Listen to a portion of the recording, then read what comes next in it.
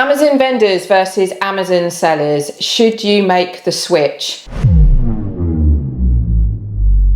So I've been speaking with Amazon vendors over the last 10 years, and I always get asked that question: where should I be selling? Should I remain an Amazon vendor, or should I move over and become an Amazon seller? And the answer is always simple. It's not black and white. There's so many things that you need to think about, and it's always that scenario where the grass is always greener. Vendors hear that if they become a seller, it will be more profitable, they'll have more control over their brand. And to some extent that's true, but it is very much a case-by-case scenario. And so today I'm going to be talking about the real pros and cons of moving over from vendor to seller, and what you as a vendor need to be considering if you do take those steps. So let's first set the stage. If you're an Amazon vendor, you'll be selling via Vendor Central, and effectively you're taking on a wholesaler relationship with Amazon. So Amazon is the retailer, they buy stock from you as effectively a supplier, and they have that direct relationship with the customer. If you're a seller, you'll be selling via Seller Central, and the difference here is that you have that direct relationship with the consumer. So effectively you are the retailer. Now, Vendor Central, many moons ago, was the promised land. It was a place to be because there were more benefits and more marketing features available to vendors than there were to sellers. That's no longer the case. And so now, Seller Central and becoming a seller to vendors, the grass is now looking greener. And especially now because vendors are being squeezed even more on margin. So Amazon is continually asking for lower cost prices. They're looking for more promotions, constantly asking for more money, which is effectively hitting vendors' bottom line. So I'm going to look at those pros and cons of each of those platforms to help you as a vendor decide whether or not it's time for you to make the switch. So let's talk about the pros of selling on Seller Central. So first off, more control over pricing. So if you sell as a vendor on Amazon, you don't have control over your retail prices because Amazon is the retailer. They decide what they want to sell your product at. If you're a seller on Amazon, you get that control. You decide what the retail price should be. So that gives you a huge amount of control there. You also have control because you can start controlling your content. Now, on the vendor side, you're still managing your content, you're still setting your products up, you're still providing Amazon with that content for the product pages to be created and to optimize those product listings.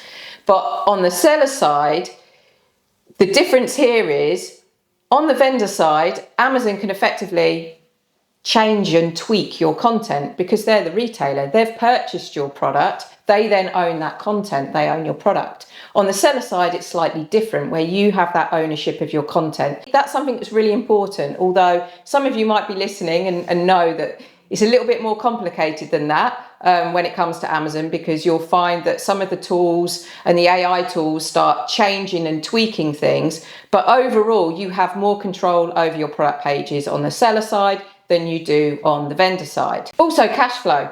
Now, if you're selling on Amazon as a vendor, typically what you'll find are your payment terms are going to be long payment terms. They're going to be 60 to 90 days and sometimes end of month.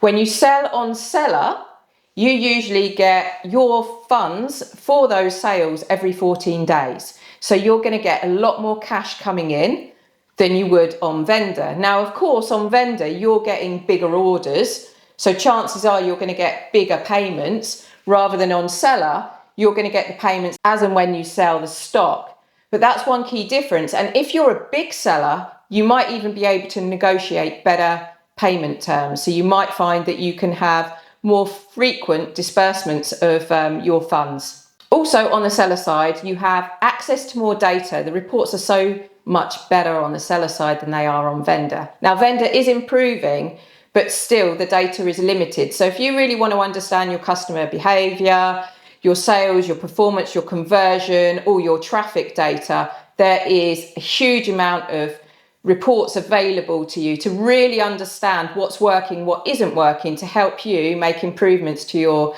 product pages, to help make improvements overall to your sales on Amazon. Also, when it comes to seller, you have that flexibility to scale. And what I mean by that is, let's say you've got a new product that you want to launch. You can put it on seller and you can list it straight away. It will be in stock if you have the inventory available.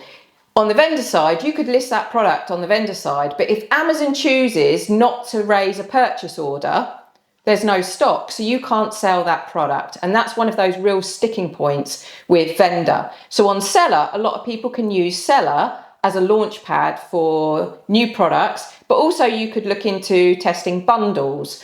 Or it might be that some products aren't profitable on the vendor side. It makes sense to sell them on the seller side. So you can already see there's a huge amount more flexibility where you can decide what products you want to sell on seller, whereas Amazon effectively are controlling what you have inventory of and don't have of when it comes to selling to them via vendor. So those are some real key pros as to why it makes sense for you to sell on seller. So it probably sounds really great. You're probably thinking, wow, the grass is greener. But I'll come on to a few other things that you need to consider because it isn't as green as it sounds. So while seller sounds like the promised land, it isn't necessarily. There are some cons. I'll start with the first one, which is operational complexity. And what I mean by that is the difference here compared to vendor is that you're having to decide how much inventory you're going to have for each product. And if you sell via fulfillment by Amazon, FBA, you've got to decide how much inventory you want to send to Amazon to have sitting in their warehouse to fulfill demand. So you've got more to consider there than you would with Amazon, for example, placing a purchase order. You need to also manage your orders, and you've just got all the overall operations of fulfilling orders. Now, it does reduce if, as I said, if you go fulfillment by Amazon, but there are still logistical parts that you still need to be involved in, which then allows me to come on to the second point, which is customer service. Now, because I mentioned vendor, as in Amazon is the retailer, you're not getting involved in that customer relationship. On the seller side, effectively, you've got that direct relationship with the Amazon consumer. So if there's a problem with a product, or there's a return, or the customer needs a refund, you have to get involved in that. You don't on the vendor side. Now, again, if you're fulfillment by Amazon, there are some elements that Amazon get involved in, but already you can hear there's a lot more resource required to manage your seller account than there is on the vendor side. Another thing to highlight are the additional costs. So I always hear loads of people saying, but you can be a lot more profitable on the seller side. Kind of, but not 100%. Because yes, Amazon is squeezing a lot of vendors dry when it comes to margins, asking for reduced cost prices, more promotions, etc. But there are additional costs that many brands need to consider when selling on Seller Central. There are the fees for the commission that Amazon takes. You've got fulfillment fees, you've got shipping costs, you've got all the returns that you need to take into consideration. So those costs do add up. So sometimes it's not so obvious because you're looking at things from we're selling this at this retail price, we have a greater margin, but always do your analysis and your calculations to understand actually, are the margins different, and are your margins going to end up a lot higher on the seller side? Another really important thing to highlight, especially for many established brands that sell to multiple retailers, is direct competition. When you're selling on Amazon as a vendor, because Amazon's a retailer, they're selling your products like Tesco would sell your products, or like Waitrose would sell your products. If you're then a seller, effectively you've got that relationship directly with the consumer. So all of a sudden, your products, you are appearing as the seller. So if you are selling a product and one of your other retailers is selling the product on the same product page or the same product, you're effectively competing on buy box with your own customer. So that can actually create conflict. So that's one thing to always think about. And a way to manage that, of course, would be having an exclusive product. But you've really got to think about, do I want to go into direct competition with my own customer? So those are a number of different cons that you need to consider.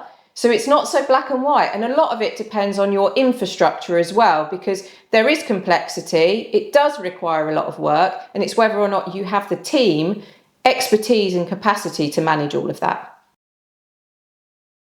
What's the key takeaway here? Well, it's the hybrid strategy. And what that is effectively selling on vendor and seller. So having basically the best of both worlds, but using the platforms in a strategic way. And that means not mirroring exactly what you're doing on vendor, on seller. It means adapting your portfolio and your approach and way of working differently for each platform. So vendor works really well for products that are evergreen, that you have that momentum where you know you're going to get weekly purchase orders, you know with the weekly purchase orders you're going to get payments coming through on a regular basis, etc., etc. So it just sort of, you've got that momentum. But then what happens when you have a new product? That's when seller works really well, because you can start using it as a launch pad for new products. And as I said, for testing new SKUs, for testing bundles, etc. So that's when you want to have the two platforms. You've got vendor to manage your evergreen. That's where you're seeing a really nice consistent income coming through on those key selling products. But then you can play around with seller as well with your new product. So hybrid is definitely an option that many brands are considering these days.